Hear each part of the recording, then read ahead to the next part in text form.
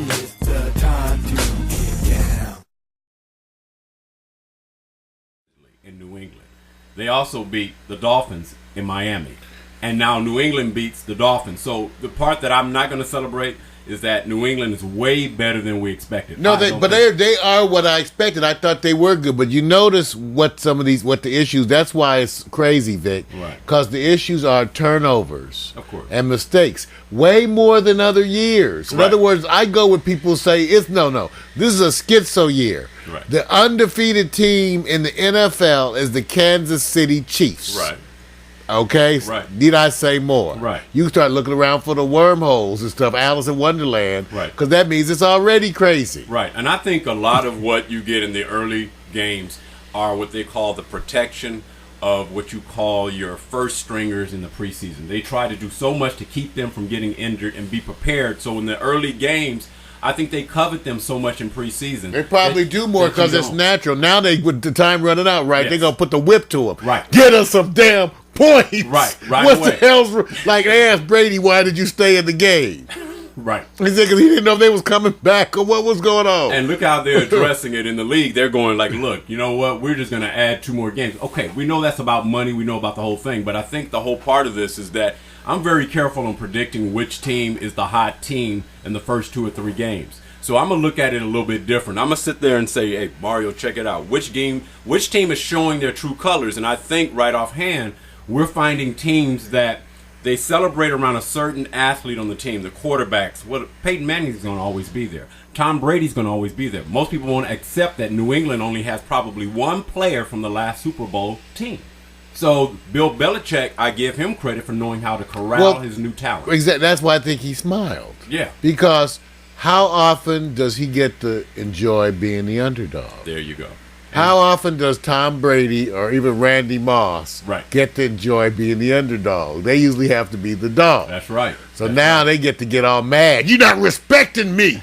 All that good old macho chango. Well, it leads me to the next question here because I think we want to find out that it's going to always be around here because when Brady got his 100th victory, he already got 3 championship rings, Super Bowl rings under.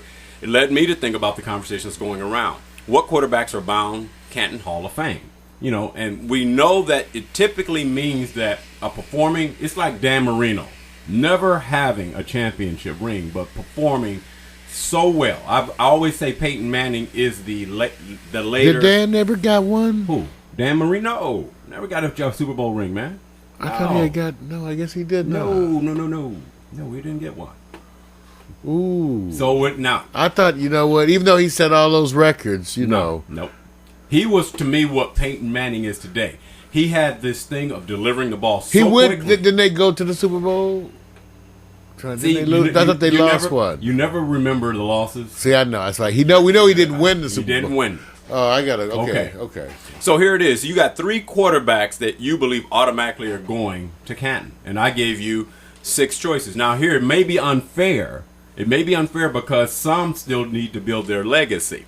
But the trick is if there's automatic 3, then we'll find out if the other 3 have a 50-50 or better chance. So we said Peyton Manning, Drew Brees, Jay Cutler, Donovan McNabb, Tom Brady, and Michael Vick. Which 3 are automatically going to Canton, Mark? Okay, I'll give you the top because I actually think it's more than 3. Peyton Manning, number 1. Okay.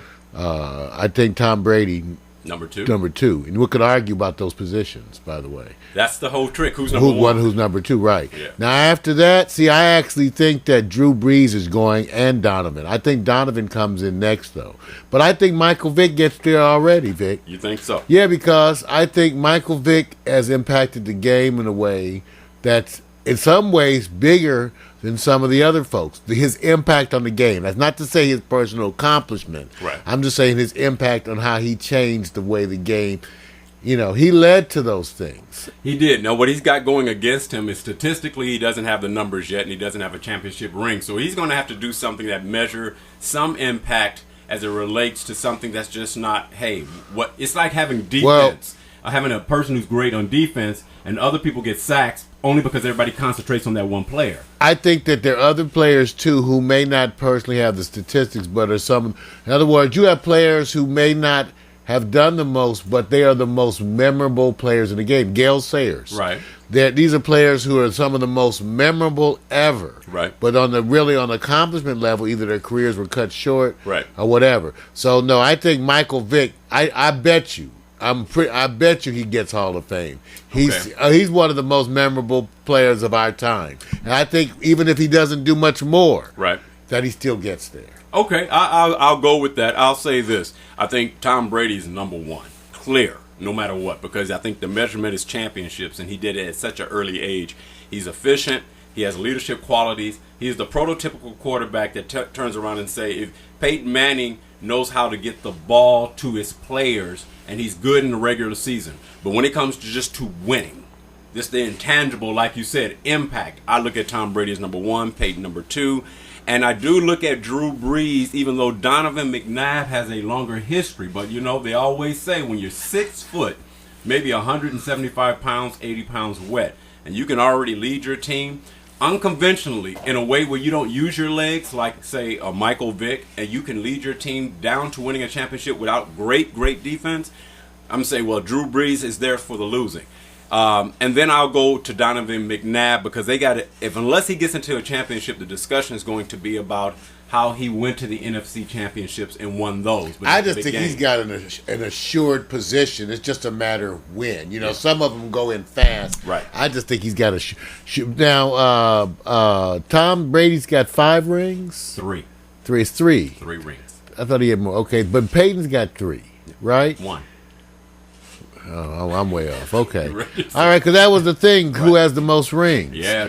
You know what? It's championships. It's that they have 2 numbers are different, too. Yeah. Because Brady has some championship, without the ring. Because they've lost. Yeah.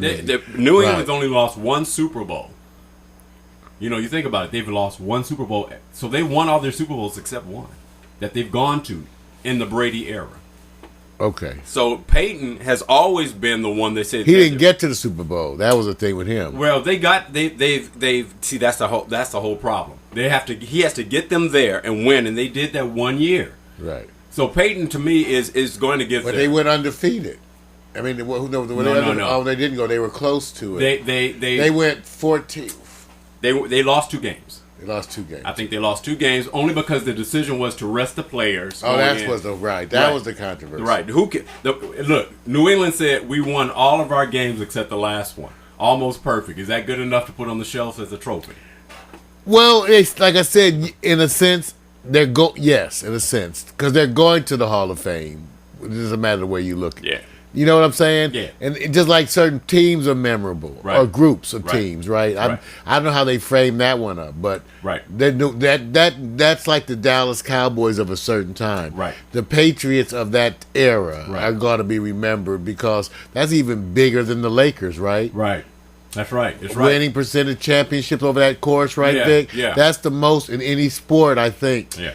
Of a team sport of championships. Yeah, they got a lot. That's the Belichick way has been stamped on the organization, and everybody wants to have an organization that follows his model. Even when he's not winning, he wins more with the least amount of talent or average talent, not the extreme talent. Like yesterday. Yeah, that's what I see. I agree with you. That's why I said I believe it. Now, the person that I put on here that may make you think twice is Jay Cutler.